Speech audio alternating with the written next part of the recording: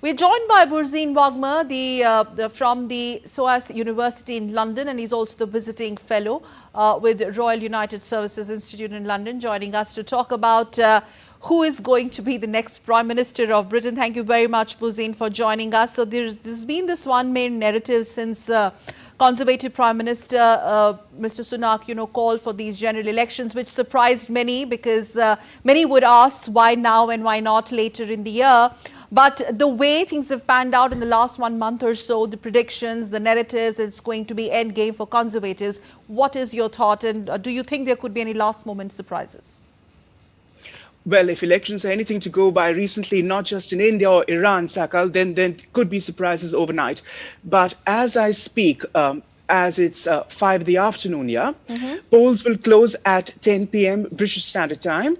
And some things can be portended as such, namely that Labour is, according to all polls, including the latest YouGov poll, on course for victory, which would be a historic for any single party since 1832.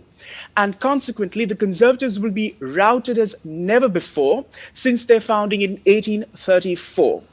The poll in question I referred to suggests that Labour might pull off a 212-seat majority in the House of Commons, our lower chamber, of 650 seats.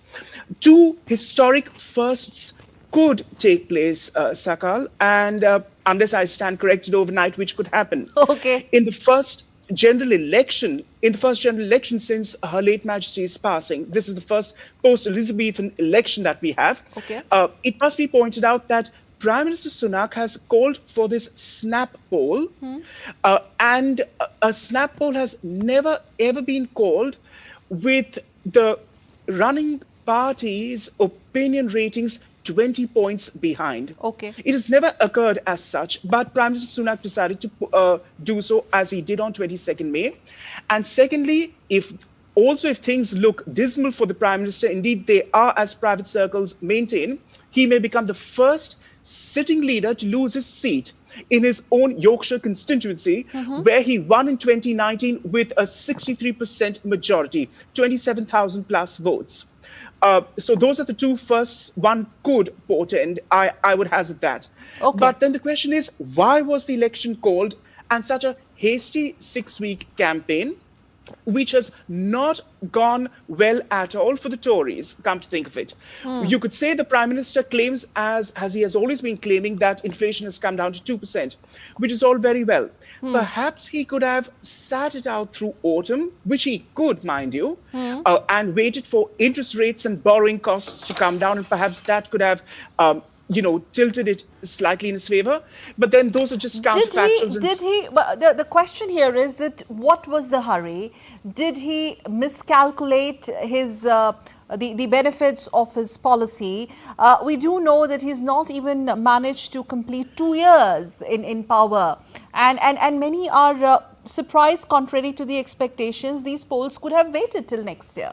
And now I'm sure he's not a happy man, because he's going to create history in a way which he or Conservatives wouldn't ideally want, right?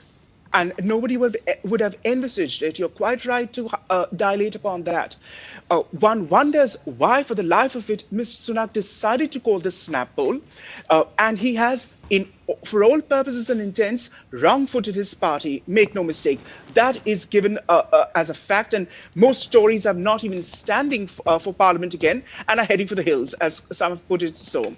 And the question is, it was a very busy summer. You've had a NATO meeting, you've had a D-Day 80th anniversary celebrations, where Mr. Sunak was quite frankly disgraceful in his hasty departure. Okay. Then you've had the European football tournaments. So it was and Wimbledon is coming up. So you have had a eventful summer. Why did he have to distract the voters and call it now? He could have done so later. But for all purposes and intents, he has done so. And I'm sure he regrets it immensely. Okay. And there are also some smaller parties vying to win the seats in the 650-member House. Are they of any consequence? What are the fate of these smaller parties? How do you look at it? Yes, that is an important question to point out. If tomorrow, the morning after, if a Labour is in ascendant, it will be a high-taxing party with an immense drive towards left-wing woke policies and socialism. Untrammeled socialism is what would happen.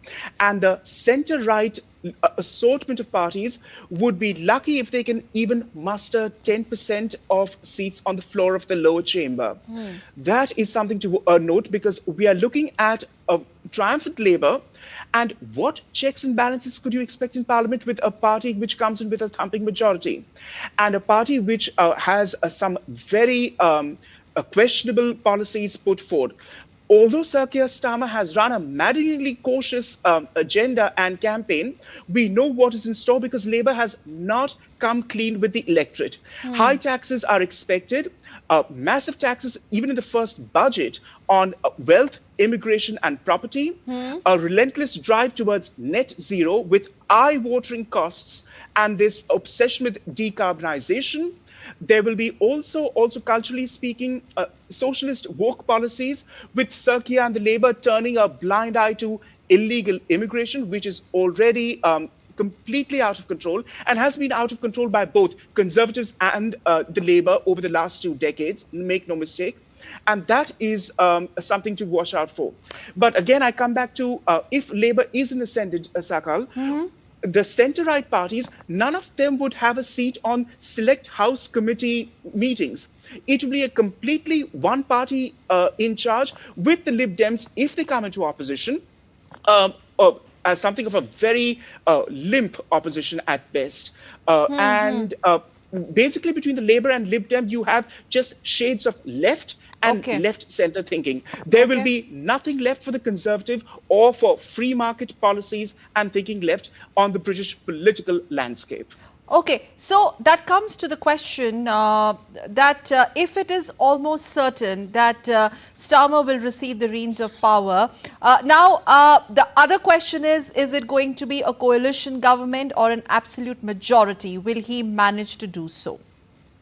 That question has been put out in certain quarters. If tomorrow morning I stand corrected after all what I've said here and we have a hung parliament, that remains to be seen too. I would be the first to concede I'm wrong in advance, if so. But yes, you are quite right that in certain quarters this has been mooted. It could be a hung parliament. And of course, the Lib Dems would have nothing to do with the Conservatives, as they did with former Prime Minister and current Foreign Secretary Lord Cameron, when they did go into a coalition, if you remember, back then, almost 2 decades ago. But they have decided they would have nothing, they would hold no truck with the Tories at all.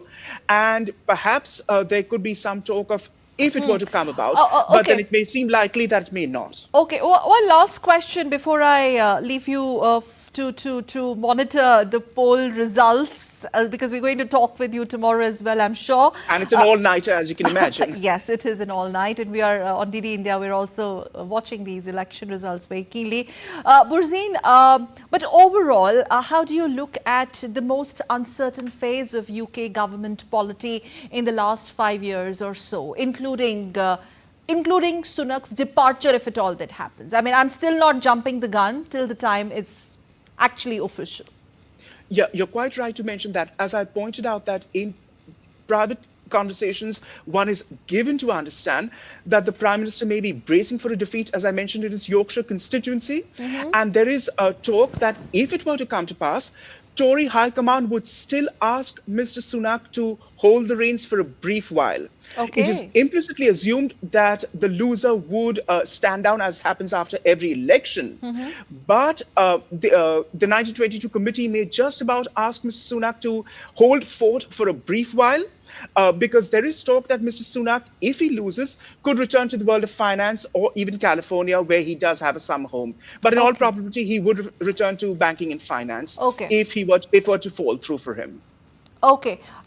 Burzeen Wagma, it was such a pleasure talking to you as always. Thank you very much for joining us on this broadcast. We, of course, will be in touch with you to actually decode the results finally. Thank you as of now for joining us from London.